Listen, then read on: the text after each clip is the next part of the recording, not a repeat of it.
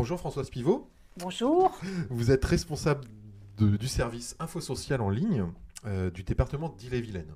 Oui. Alors, Info Social en ligne, abréviation d'information sociale en ligne, on l'a tous compris. Donc c'est un service du département 35, créé en 1999. La face émergée du dispositif du service, c'est un site internet, www.info-social35.fr, mais aussi une ligne téléphonique. Et ce dispositif met à disposition des habitants de l'Ille-et-Vilaine des informations utiles concernant leurs droits. Mais ce dispositif permet aussi le contact synchrone ou asynchrone avec des interlocuteurs, votre équipe, capable de renseigner les habitants sur leurs droits, d'apporter un premier niveau de réponse à des situations complexes ou à des situations d'urgence, mais aussi soutenir et outiller les professionnels du champ social quant à la compréhension et la mobilisation des différents dispositifs d'aide ou de prestations. C'est ça. Mais il y a d'autres dimensions du projet Info Social en ligne. Alors il y a d'autres dimensions sur notamment le recueil des informations préoccupantes concernant les enfants et les informations préoccupantes concernant les personnes âgées, personnes handicapées. C'est une ligne bien spécifique aussi. C'est la mise à jour d'un annuaire social qui compte environ 2000 adresses d'organismes du département d'Ille-et-Vilaine, mais aussi de la Bretagne et de la France quand les organismes sont au niveau national. Un annuaire qui est mis à jour en continu pour pouvoir renseigner les particuliers, les brétiliens sur leurs droits ou sur ce qui existe dans le département. D'accord. Le fait que ce soit des travailleurs sociaux qui participent à l'activité d'Info Social en ligne, c'est pas anodin. Non, c'est pas anodin du tout, puisque ce sont donc des professionnels du champ social expérimentés à l'entretien d'aide. Et effectivement, quand on reçoit des appels des usagers, ce n'est pas simplement une demande de renseignement administratif, ça va au-delà. Ce sont des gens en souffrance, en rupture, qui ont besoin d'être aiguillés sur leurs droits, mais aussi sur un soutien à leurs difficultés. Donc c'est un premier niveau d'accueil de la population, avec soit un traitement direct de leurs questions parce que c'est simple, ou soit une réorientation vers les centres départementaux d'action sociale du département ou d'autres organismes sociaux d'Ille-et-Vilaine. Et le fait d'avoir un interlocuteur réel et non pas une plateforme téléphonique, c'est-à-dire d'avoir un travailleur social au bout du fil ou au bout du clavier, vous nous indiquez que ça peut avoir un effet sur l'appropriation de l'information transmise. Tout à fait. C'est vrai que les gens sont agréablement surpris d'avoir quelqu'un qui leur parle dès que le téléphone sonne, quoi. Et pas une plateforme téléphonique, tapez 1, tapez 2, tapez 3. Et c'est vrai que ce service Info Social en ligne, il est généraliste, mais il est aussi une réponse très personnalisée aux personnes qui nous appellent sur leurs problématiques. Ça ne va pas être une réponse généraliste, mais vraiment quelque chose sur mesure, ce qui fait qu'effectivement, la réponse est adaptée. On écoute les gens, on n'est pas chronométré dans les appels téléphoniques. C'est vrai que ça peut durer un certain temps, ça peut être très court, mais ça peut durer 1 heure, si nécessaire, pour que vraiment la personne ait la réponse à sa question. Le service traite environ 40 à 50 appels par jour et une dizaine de mails. Alors, premier point, ça peut signifier que l'échange téléphonique est préféré, ou en tout cas proportionnellement plus adopté que l'échange par mail, dans un contexte où, où se déploie ce qu'on appelle la dématérialisation ou la e-administration, c'est-à-dire le passage au numérique pour un certain nombre de démarches administratives, d'accueil administratif, qui mobilisent maintenant préférentiellement des interfaces numériques. Est-ce que, de votre point de vue, le service que vous proposez a été impacté ou a vu son activité évoluer ces dernières années sous l'effet de cette dématérialisation des procédures et des démarches administratives?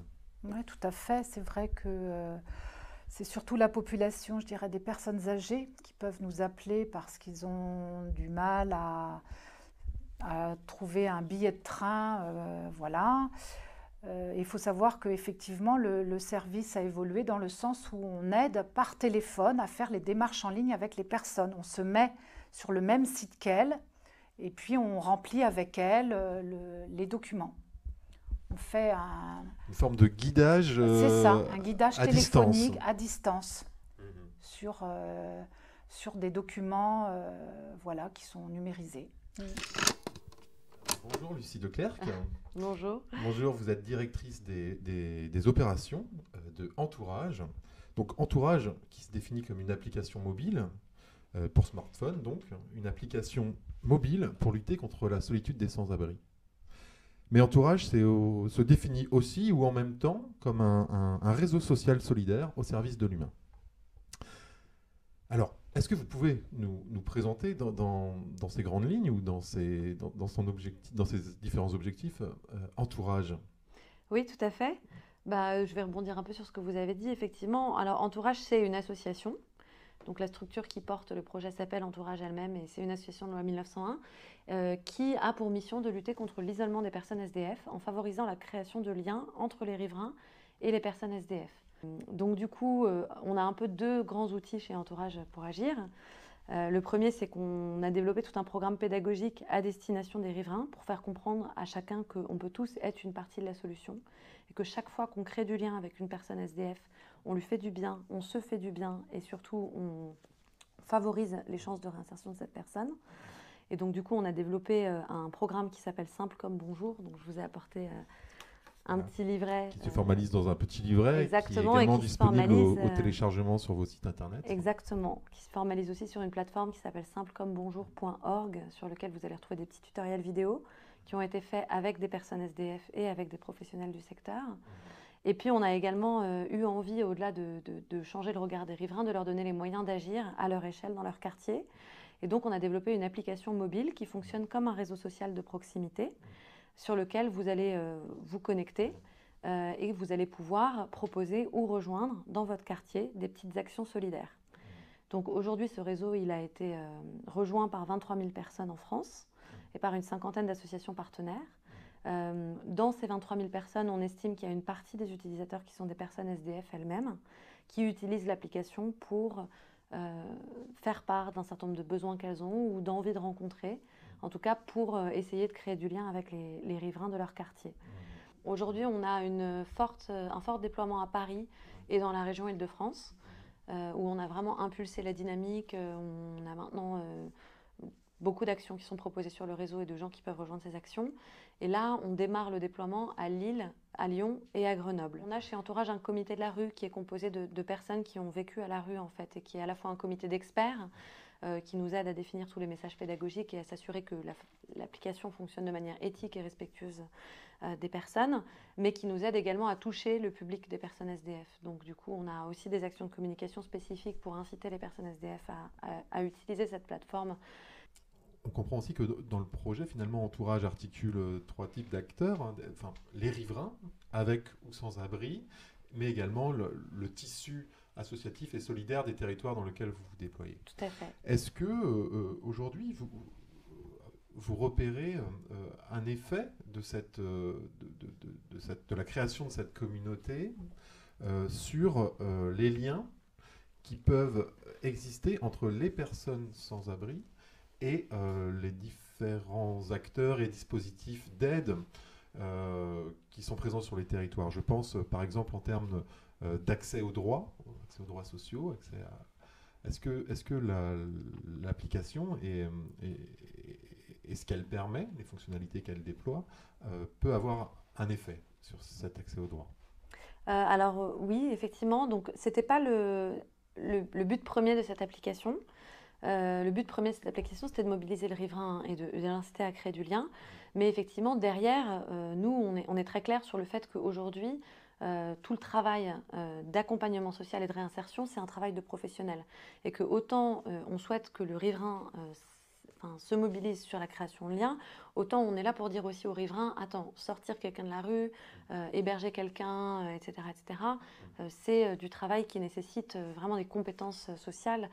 Et donc, il est très important déjà pour Entourage de faire comprendre aux riverains qu'aujourd'hui, il y a un tissu social extrêmement fort qui existe et qu'il ne faut pas que le riverain vienne parasiter par son action le travail des travailleurs sociaux ou des bénévoles d'associations. Donc il y avait déjà quand même un premier enjeu pour nous qui était de donner de la visibilité au tissu social pour les riverains. Et par ailleurs, effectivement, on aimerait aussi, comme cette application est de plus en plus utilisée par des personnes SDF, que l'application soit un outil pour que les personnes SDF puissent accéder à de l'information et à de l'orientation vers les dispositifs meilleurs. Donc, une première chose qu'on a faite, c'est de numériser les guides de solidarité ou guides d'urgence sociale, qui sont la liste des structures solidaires qui sont dressées par les mairies. Donc aujourd'hui, dans l'application Entourage, alors à Rennes, ici, à Paris, à Lyon, à Lille, dans les principales villes de France, vous allez vous connecter, vous allez cliquer sur « Voir la carte des structures solidaires » et là, vous allez voir de manière cartographiée l'ensemble des associations et lieux d'accueil pour les personnes. Et là, on travaille au renforcement en fait, de l'accès à l'information, notamment à la capacité pour des personnes qui ont besoin en fait, de renseignements, de trouver davantage de renseignements dans l'application. Ok. Eh bien, bonjour à toutes et puis à tous, du coup. Je m'appelle Antoine, je travaille pour l'association Droit d'Urgence, donc je suis juriste de formation. Là maintenant, depuis 1 an, je m'occupe de toute la gestion de l'innovation et de la communication. Et je suis venu aujourd'hui vous présenter le projet qu'on porte depuis 2 ans maintenant, qui s'appelle droitdirect.fr, qui est un projet de plateforme numérique d'accès au droit, universelle, interactive, collaborative et géolocalisée. Donc, pour vous présenter un petit peu les choses, en fait, on est parti d'un constat. Au départ, c'était qu'il y avait que les plus exclus n'accèdent pas aux droits. Sur l'accès à certains droits sociaux, on est sur un taux de non-recours qui atteint jusqu'à 70%.